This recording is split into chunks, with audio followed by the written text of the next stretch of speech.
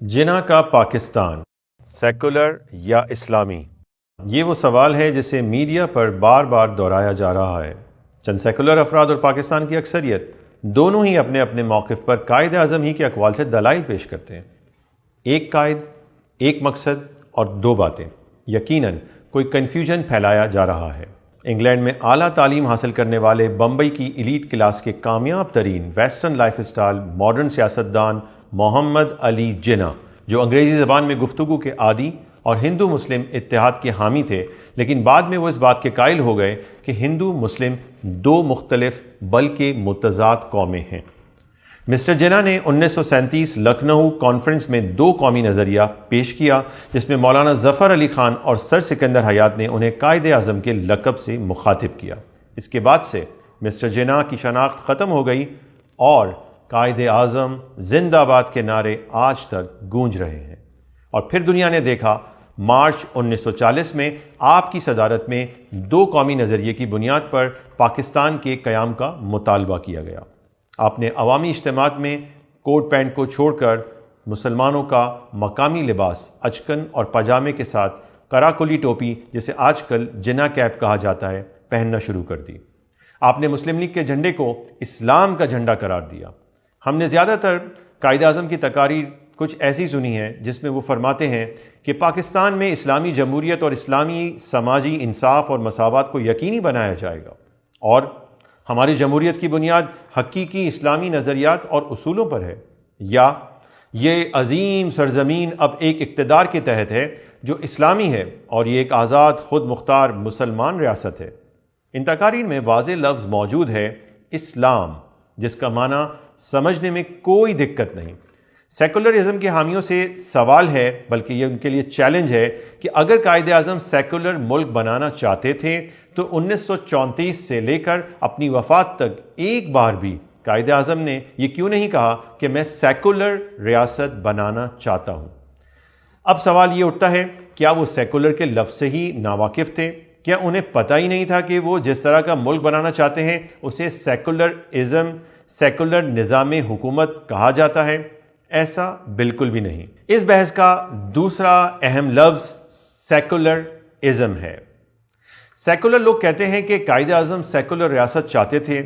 وہ حضرات اپنے دلائل میں قائد اعظم ہی کی تقاریر سے حوالے پیش کرتے ہیں، جیسے امریکی عوام سے ریڈیو پر خطاب میں آپ نے فرمایا، پاکستان کسی بھی صورت میں ایک تھیوکریٹک اسٹیٹ نہیں بنے گا جس پر کسی خدائی مشن کے نام پر پریسٹ کا راج ہو۔ ہمارے پاس بہت سے ہندو، عیسائی اور پارسی غیر مسلم رہتے ہیں۔ ایک شہری ہونے کی حیثیت میں ان میں سے ہر ایک کو تمام قانونی حقوق میسر ہوں گے اور وہ پاکستان کے معاملات میں اپنا بھرپور کردار ادا کریں گے جو ان کا شہری حق ہے۔ لیکن سیکولر اس کا ترجمہ کچھ یوں کرتے ہیں، پاکستان کسی بھی صورت میں ایک مذہبی ملک نہیں بنے گا جس پر کسی خدائی مشن کے نام پر مولویوں کا راج ہو۔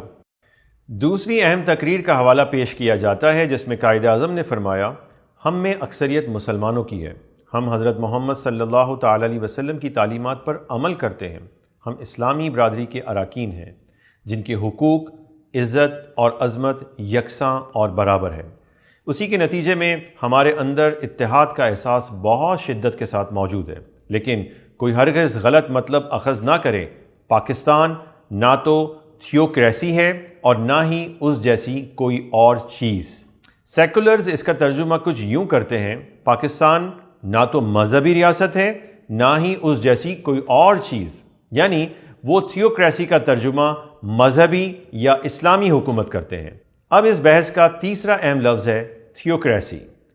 اس پوری بحث میں یہی تین لفظ اہم ہیں، نمبر 1 تھیوکریسی، نمبر 2 سیکولر اور نمبر 3 اسلام۔ اسلام اپنے نام سے صاف واضح ہے، جسے کسی تشریح کی ضرورت نہیں۔ دوسرا لفظ ہے سیکولر۔ ریاستی معاملات مذہب کو شامل کیے بغیر چلانے کا نام سیکولرزم ہے، لیکن یہ لفظ قائد اعظم نے کبھی بھی استعمال نہیں کیا۔ اور تیسرا لفظ ہے تھیوکریسی۔ تھیوکریسی کے معنی ہیں یہودیت اور عیسائیت کے مذہبی قائدین یعنی ربانین اور پادریوں کی حکومت کا نام ہے۔ جس میں پوپ کے فیصلے کو خدا کا فیصلہ مانا جاتا ہے، دین سے زیادہ شخصی اجارہ داری ہوتی ہے، جہاں حکومتی مذہب کے علاوہ دیگر تمام مذاہب کو کچلا جاتا ہے۔ اس کی سب سے بڑی مثال پاپائیت ہے۔ مغرب میں لبرلزم اور سیکولرزم کے انقلاب نے تھیوکریسی پاپائیت کو ختم کر دیا تھا، چونکہ مغرب نے عیسائیت کی مذہبی حکومت تھیوکریسی دیکھی تھی اور وہ اسلامی حکومت کو بھی تھیوکریسی ہی کی طرح سمجھتے ہیں، اس لیے قائد اعظم نے ہمیشہ تھیوکریسی کی مخالفت کی اور اسلام کو تھیوکریسی سے الگ کر کے بتایا۔ اسلامی علمیت میں تھیوکریسی کی کوئی اصطلاح نہیں ہے اور نہ ہی مسلمان اسلامی حکومت کو تھیوکریسی کہتے ہیں یا سمجھتے ہیں، اس لیے قائد اعظم نے بھی ہمیشہ تھیوکریسی کا ہی انکار کیا ہے۔ 17 جولائی 1947 کی پریس کانفرنس کے دوران یہی سوال خود قائد اعظم سے ہوا، کیا پاکستان ایک سیکولر ملک ہوگا یا ایک تھیوکریٹک ریاست؟ قائد نے فرمایا، آپ مجھ سے ایک فضول سوال پوچھ رہے ہیں، مجھے نہیں معلوم کہ ایک تھیوکریٹک ریاست سے کیا مراد ہوتی ہے۔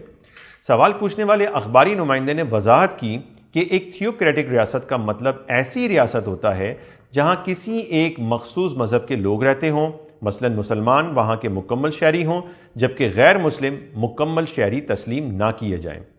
تو قائد نے انگریزی محاورے میں کہا کہ مجھے لگتا ہے میری ساری باتیں آپ کے سر سے گزر گئی ہیں۔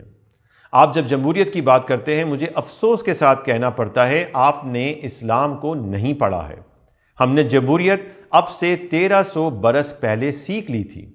اس جواب سے بالکل صاف ظاہر ہے کہ قائد اعظم 1300 سال پہلے آنے والے اسلام کی بات کر رہے ہیں، اور اس پوری بحث سے یہ بات صاف ظاہر ہو گئی کہ جناح کا پاکستان نہ تھیوکریسی ہے نہ سیکولر ہے بلکہ اسلامی جمہوریہ پاکستان ہے۔